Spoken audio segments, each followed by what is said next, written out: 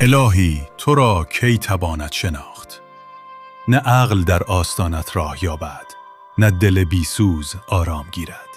تو را جز ذات پاکت کسی نشناسد و تنها آنانی به نور معرفت رسند که تو خود خواسته ای و راه نموده ای.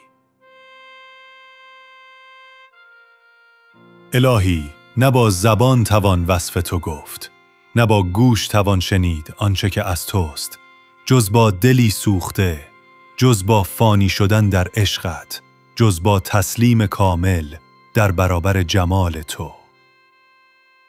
تو هستی و ما نیستیم، تو دانا ما سراپا نادانی، تو نزدیک و ما در غفلت دور، تو بی نیاز و ما در فقر و تهیدستی محض.